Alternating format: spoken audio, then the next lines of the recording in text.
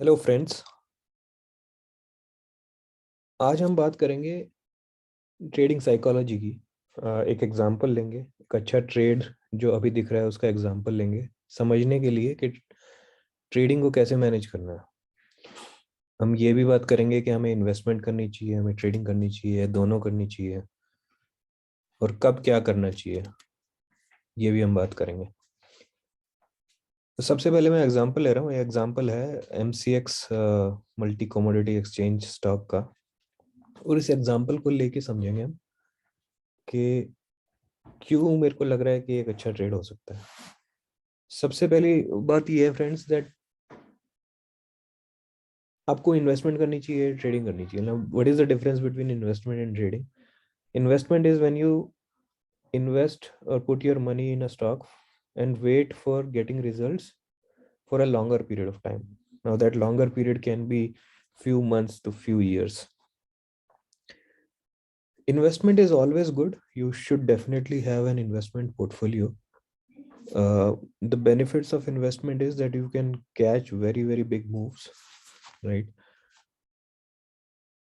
The downside is that your return is the return on investment is limited, and sometimes if you're stuck in a wrong trade, even if the company is good, or the time is such that the market goes down and it remains down for a very long period of time, then your money is stuck for a very long period, and you get like, you know not a great return, I would say.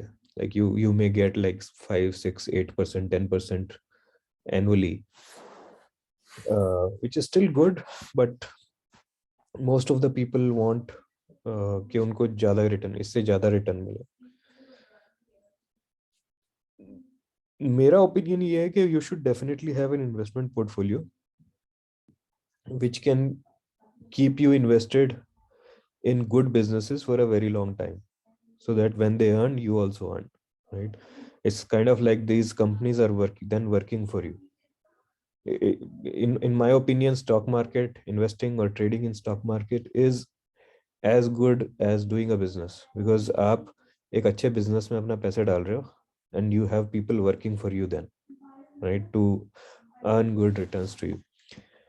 So एक portfolio जरूर होना चाहिए आपका अच्छे stocks का, but at the same time, um, to catch good moves quickly, you should, I think, do trading. Now if you have heard things like trading is bad, trading will make you lose all your money, I am here not talking about doing trading through derivatives like futures and options.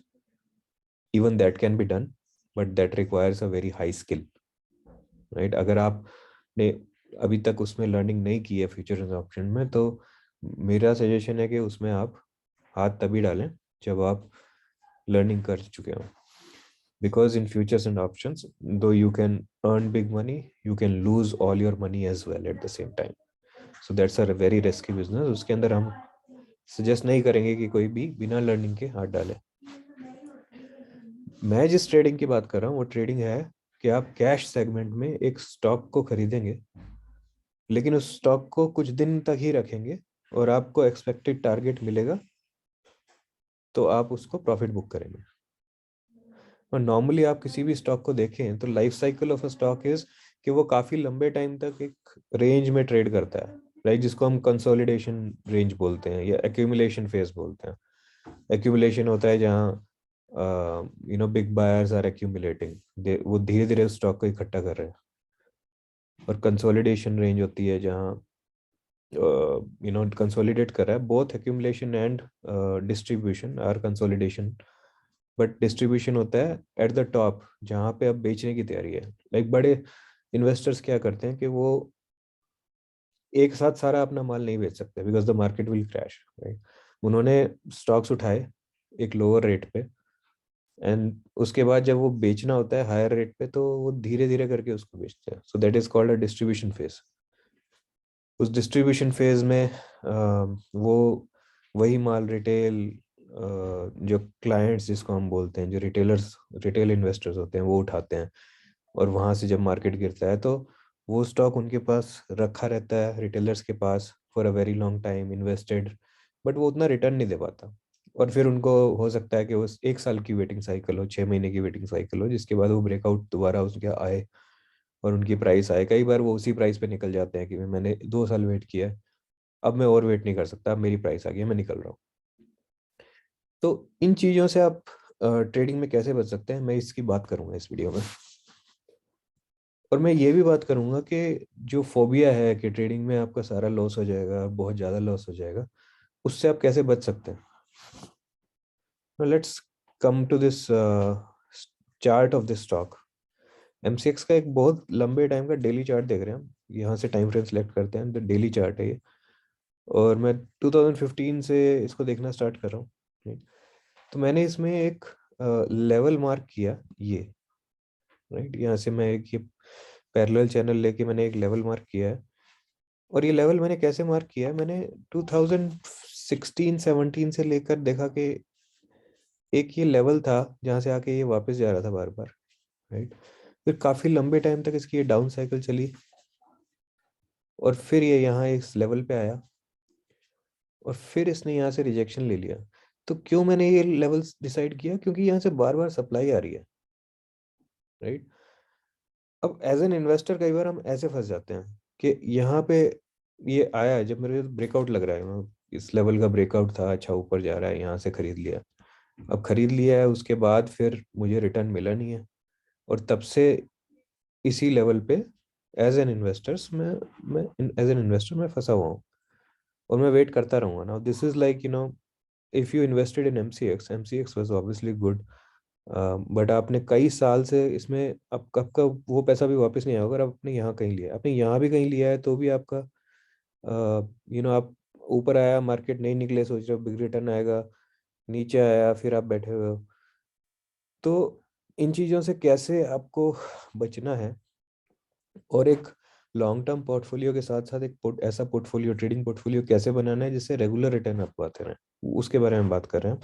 तो यहाँ से supply आ रही थी, यहाँ फिर supply supply, यहाँ से देखो, यहाँ एक हमने ब्रेकआउट देखा, लेकिन कई बार इतना लंबे पीरियड तक यहाँ सप्लाई आई, फिर यहाँ एक बार, 2 बार, राइट, और फिर यहाँ पे सप्लाई आई इसी लेवल पे। तो कितनी बार इसने कोशिश की कि इस लेवल के ऊपर चला जाए, and finally it broke out here. So this was a level breakout, right. And then क्या हुआ, उसके बाद ये लेवल रीटेस्ट हुआ। तो नॉर्मली हमारे जो भी ब्रेकआउट्स होते हैं, एक अच्छा ब्रेकआउट होता है जहाँ लेवल रीटेस्ट होता है, राइट। अब मैं इस चार्ट को थोड़ा सा एक्सपेंड करता हूँ। अब हम करंट टाइम्स के बारे में बात करें कि क्या हो रहा है। तो यहाँ ब्रेकआउट आया था, आप देखोगे इसके ऊपर ये स्टॉक अच्छा ऊपर जाता है, नीचे आता है, बट ये जहाँ से ब्रेकआउट हुआ था, अब ये जो सप्लाई जोन था आपका यहाँ पे, अब वो डिमांड जोन बन चुका है, राइट। आप देखो कितनी अच्छी तरह से ये, यही लेवल अब सपोर्ट का काम कर रहा है। यहाँ से रेगुलर डिमांड आ रही है इसके अंदर, ये देखो, ये देखो। तो इस लेवल को ये ब्रेक नहीं कर पा रहा। Now we further zoom in to see अभी क्या हो रहा है। अभी आप देखोगे कि फॉल राइज, फॉल राइज। तो अगर हम इसको देखें कि यहाँ क्या कर रहा है, तो मैं इस टॉप से इस टॉप को मिला रहा हूँ, ये वाले टॉप को, राइट, और इसको मैं एक्सटेंड कर रहा हूँ।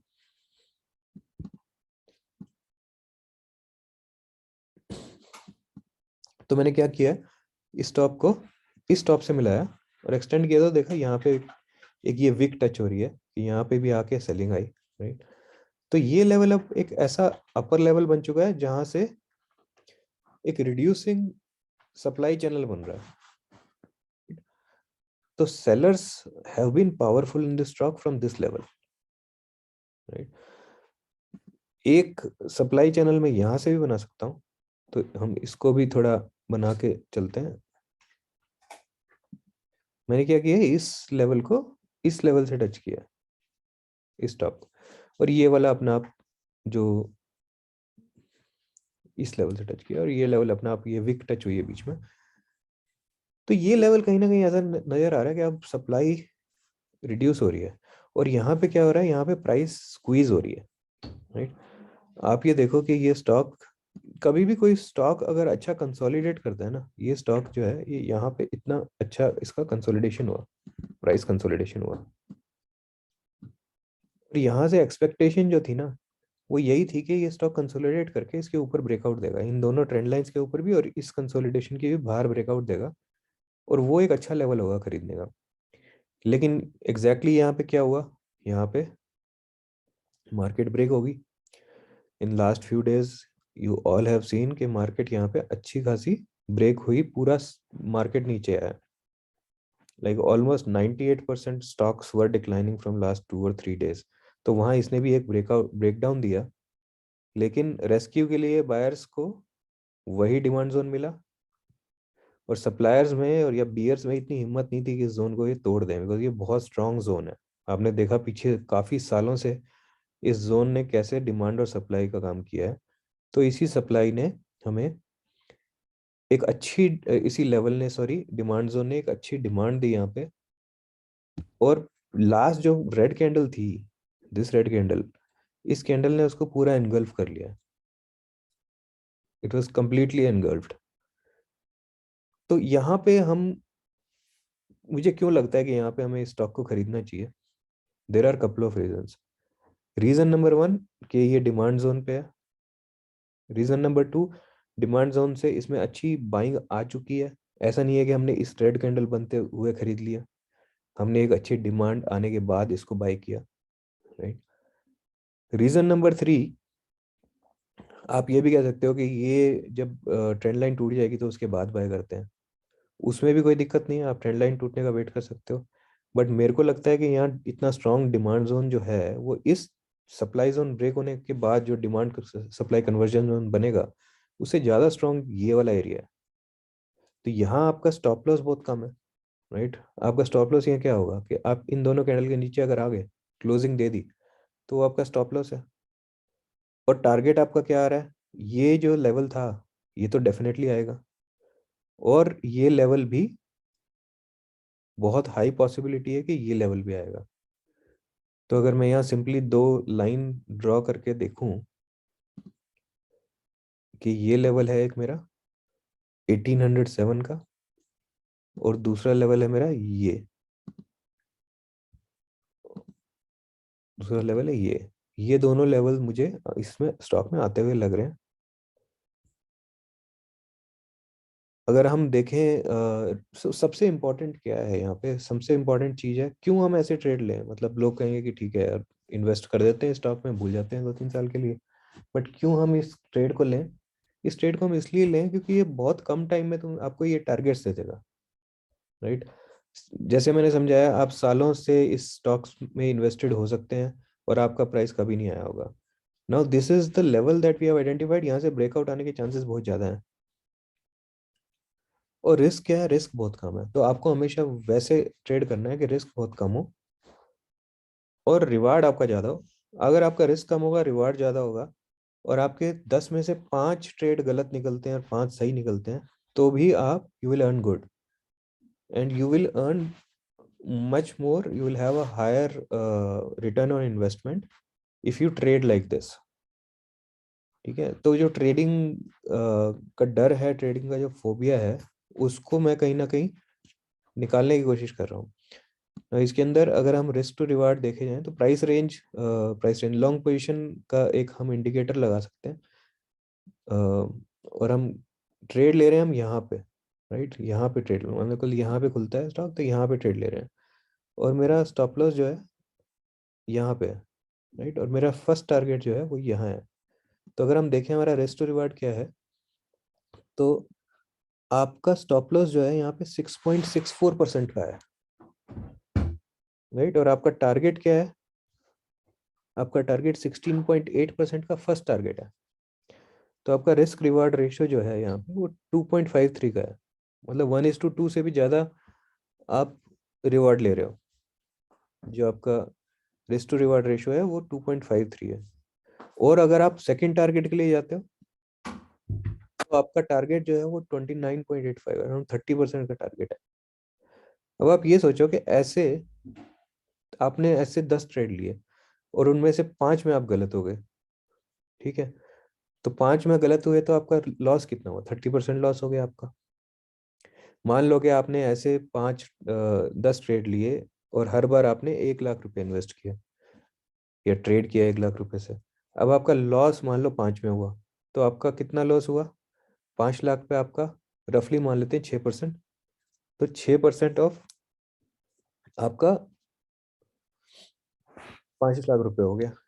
तो उसको हम अगर सिर्फ कैलकुलेट करके देख लें तो 5 lakhs, सॉरी,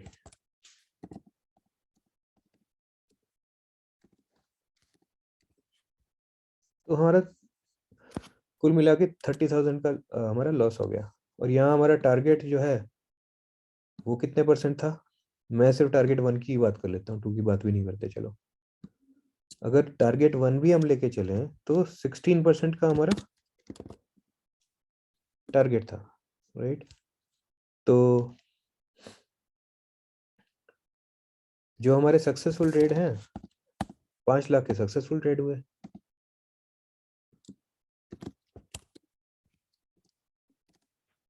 तो मैंने 80,000 रुपीज कमाए और 30,000 रुपीज कमाए, तो मेरी 50,000 की तब भी अर्निंग है। और being wrong 5 out of 10 times is the worst performance I am talking about, because आपका एक अच्छा सेटअप है। लाइक आप ऐसे ही ट्रेड नहीं कर रहे कि प्राइस कहीं भी बीच में जा रही है और आपने ट्रेड ले लिया। एक अच्छा सेटअप है, एक ऐसी डिमांड जोन है जहाँ पिछले 4 साल से इस जोन ने डिमांड या सप्लाई जोन का काम किया है। लंबे टाइम से ये सपोर्ट है, तो इसका टूटना इतना इजी नहीं है। तो ऐसे ट्रेड्स आपके गलत तभी जाते हैं जब मार्केट आपके साथ ना हो, लाइक कोई सडन फॉल आ जाए, राइट? तो उसमें भी आप प्रोटेक्टेड हो। अब यहाँ जब आपका स्टॉप लॉस हिट होता है तो नॉर्मल ट्रेड साइकोलॉजी क्या है कि ये फिर ऊपर आ जाएगा, अच्छा स्टॉक है, अच्छा स्टॉक है, लेकिन आपको नहीं पता कि ये कितना नीचे जाएगा। ये यहाँ से 30% नीचे चला जाए, आपको क्यों इस स्टॉक में अगले 1 साल तक 30% के लॉस में बैठना है? तो आपको अपना 6% का लॉस बुक करना चाहिए और ट्रेड लेने चाहिए। आप 10 में से 5 नहीं, 10 में से 6, 7, 8 बार भी सही हो गए। So if you trade like this, now also don't exit this trade. आप सोचोगे यहाँ से थोड़ा ऊपर आ गया यार, आप निकल जाओ, बिकॉज ऐसा नहीं है कि वो सीधा यहाँ तक पहुंच जाएगा, राइट? प्राइस ऐसे मूव करेगी, उसके बाद ये जोन आएगा, ये जो ट्रेंड लाइन है ये एक रेजिस्टेंस का काम करेगी, तो यहाँ से जाके वो फिर थोड़ा नीचे आएगा, इसको ब्रेकआउट करेगी। और वो ब्रेकआउट करने के बाद आपको एक ही दिन में 5, 6, 10% का बाउंस भी दे सकता है, राइट? बट ये नॉर्मली क्या होता है कि ये 5 से 10 दिन में आपके ये टारगेट्स अचीव हो जाते हैं। So you don't have to sit for like 1 year or 2 year to get 10% or 20% or whatever, right? So this is how you can trade. I think this is a pretty good trade, but मैं कोई SEBI registered analyst नहीं हूँ। This is just my learning which I am sharing with you. आप अपने समझ से और अपने फाइनेंशियल एडवाइजर से पूछ के ट्रेड लें या इन्वेस्टमेंट करें। I will not be responsible for your profit and loss. Thank you guys. I hope you have been able to learn something out of this video. If you did, please share this video with your friends, family and friends, and subscribe to this channel as well. I'll keep sharing such good learning videos with you. Thank you.